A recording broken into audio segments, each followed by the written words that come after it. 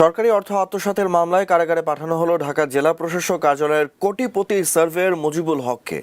প্রায় ৩ কোটি টাকা অর্থ আত্মসাতের মামলায় কারাগারে গেছেন ভূমি অধিগ্রহণ কর্মকর্তা পরমানন্দ পাল সহ আরও ৬ জন।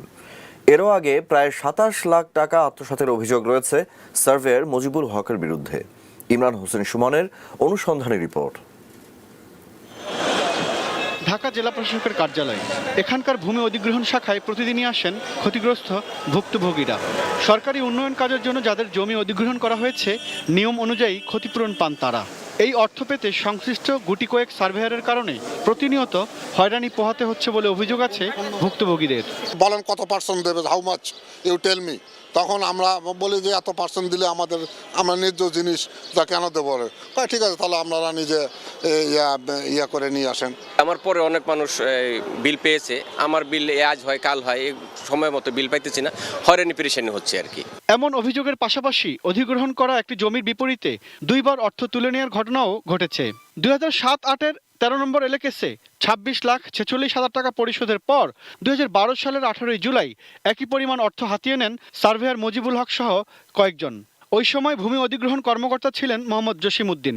সেই শাখায় সার্ভেয়ার হিসেবে দায়িত্ব পালন করছিলেন মুজিবুল হক। পরে ভূমি মন্ত্রণালয়ের পক্ষ থেকে একটি তদন্ত কমিটি করে ঘটনার বিস্তারিত অনুসন্ধান করা হয়। সেই প্রতিবেদনে সংশ্লিষ্ট কর্মকর্তা ও কর্মচারীদের কাছ থেকে আত্মসাৎ করা অর্থ উদ্ধারের জন্য ২০১৬ সালের ৫ সেপ্টেম্বর প্রতিবেদন দেওয়া হয় ঢাকা জেলা প্রশাসক কার্যালয়ে। সেই নথিও জেলা প্রশাসকের কার্যালয়ে খুঁজে পাওয়া যায়নি দীর্ঘ সময়। একই বিষয়ে তো দুইবার নেওয়ার সুযোগ নেই। তারপরে যদি কোনো কিছু হয়ে থাকে, নিশ্চয়ই সেই রিপোর্টে সেটা অন্তর্ভুক্ত হয়েছে। রিপোর্টে যদি অন্তর্ভুক্ত হয়ে থাকে, নির্দেশনা যেভাবে আছে সে আলোকে আমরা ব্যবস্থা নেব। জেলা প্রশাসক কার্যালয়ের কর্মকর্তারা বলছেন, ভূমি অধিগ্রহণ শাখায় প্রায় ১২ বছর ধরে সার্ভেয়ার পদে মুজিবুল হক দায়িত্ব পালন করেছেন।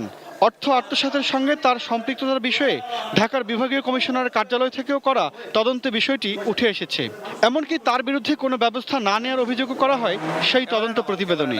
আর এসব বিষয়ে সার্ভেয়ার মুজিবুল হকের বক্তব্য জানতে গেলে এটিএন নিউজের ক্যামেরা ভাঙচুরের চেষ্টা করেন দুর্দণ্ড প্রতাপশালী এই সরকারি কর্মচারী।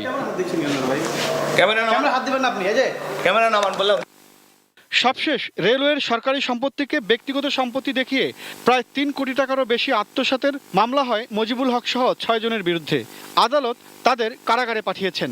দুদকের আইনজীবীরা বলছেন, মুজিবুল হক ও তার সহযোগীরা আরও বেশ কয়েকটি এলএকেসের বিপরীতে অর্থ হাতিয়ে নিয়েছে। সেই অর্থ দিয়ে ঢাকায় বাড়ি ও ২টি আধুনিক মডেলের প্রাইভেট কারের মালিকও হয়েছেন মুজিবুল হক।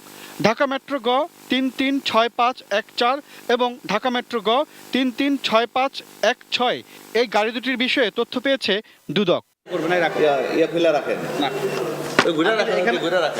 ইমরান হোসেন সুমন, এটিএন নিউজ, ঢাকা।